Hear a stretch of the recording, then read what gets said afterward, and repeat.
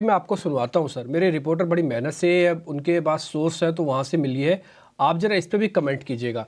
निर्मला सीतारमण ने बजट में असल में ईवी को इंसेंटिव देने वाली फेम 3 स्कीम का बजट में ऐलान कर सकती हैं, ऐसा जानकारी है। ये सूत्रों के हवाले से ईटीना स्वदेश को मिली है। तो इसमें क्या क्या होगा, कितना आवंटन हो सकता है, इसकी पूरी जानकारी लेते हैं। हमारे सहयोगी हमारे साथ जुड़ रहे हैं, समीर जुड़ रहे हैं, जरा उनसे पता करते हैं। बताइए समीर आप। देश में इलेक्ट्रिक वाहनों को प्रोत्साहित करने के लिए फेम योजना को विस्तार मिल सकता है। सूत्रों की माने तो बजट में फेम 3 घोषणा हो सकती है। फेम 3 के लिए जो बजटीय आवंटन रह सकता है वो तकरीबन 12,500 करोड़ रुपए रह सकता है। हालांकि हैवी इंडस्ट्री मंत्रालय की तरफ से सरकार को यानी कि वित्त मंत्रालय को करीब करीब 35 से 36,000 करोड़ रुपए की मांग की गई थी फेम सब्सिडी के लिए।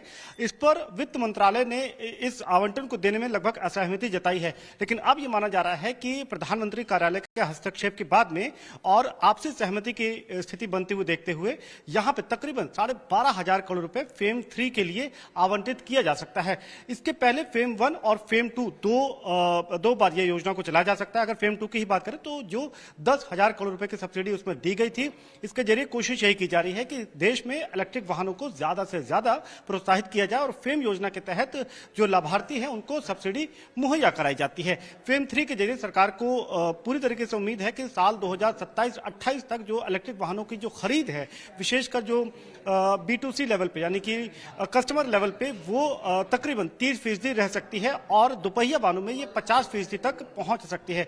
तो फेम 3 के लिए तकरीबन 12,500 करोड़ रुपए का बजट आवंटन, हम इसका ऐलान अगले बजट में होता हुआ देख सकते हैं।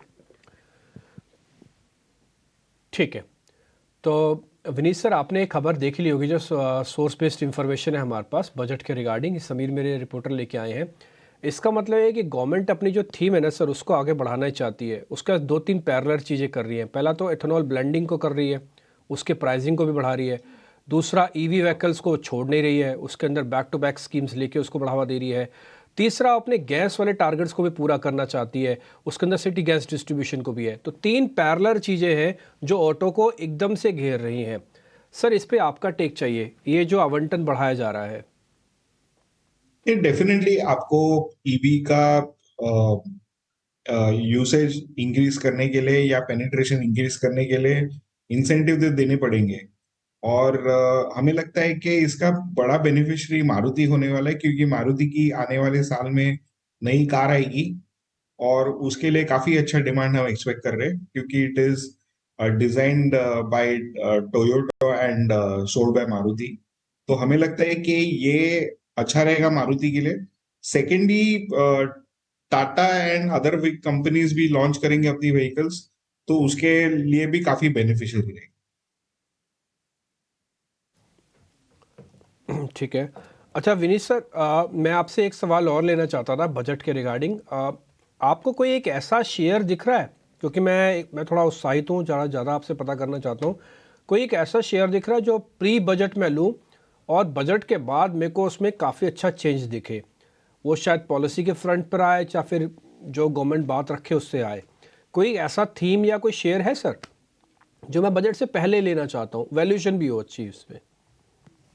तो मुझे लगता है कि ये जो सारे जो PSU माइनिंग कंपनीज है, नैल्को, मॉइल, GMDC, NLC, इनमें काफी एक्साइटिंग अपॉर्चुनिटीज हो सकती है, क्योंकि government can frame policies, laws and even some incentives for mining of lithium ion and other rare metals.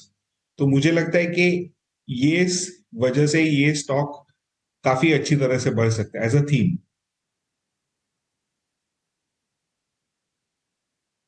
Theme भी बताया, उसके अंदर 3 शेयर भी बताए। सर एक बार मैं आप वापस से दर्शकों को बता देता हूँ।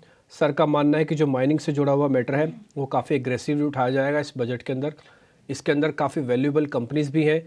आपको मैं 3 कंपनीज के नाम बता ही देता हूँ उसके। एक तो NMDC, इस पर ज़रूर ध्यान रखिएगा, इसका रोल ओवर का नंबर वगैरह भी काफ़ी अच्छा जा रहा है। कोल इंडिया को भी आप जोड़ना चाहें तो जोड़ सकते हैं, one of the biggest company है ये कोल के अंदर। दूसरा, आप इसमें NLC इंडिया भी जोड़ो। ये नवेली लिग्नाइट के नाम से कंपनी हुआ करती थी पहले, उसके बाद में NLC इंडिया नाम कर दिया, तो आप NLC इंडिया भी जोड़ सकते हो। NMDC ऑलरेडी बता दिया। और एक एल्यूमिनियम से जुड़ी हुई है नेशनल एल्यूमिनियम कंपनी, इसको हम नाल्को बोलते हैं।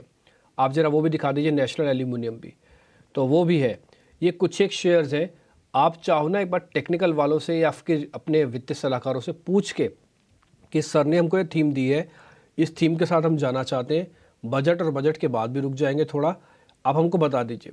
तो आपको मैंने 3-4 शेयर ऑलरेडी गिनवा दिए हैं, आप इसका फ़ायदा अच्छे से लीजिएगा।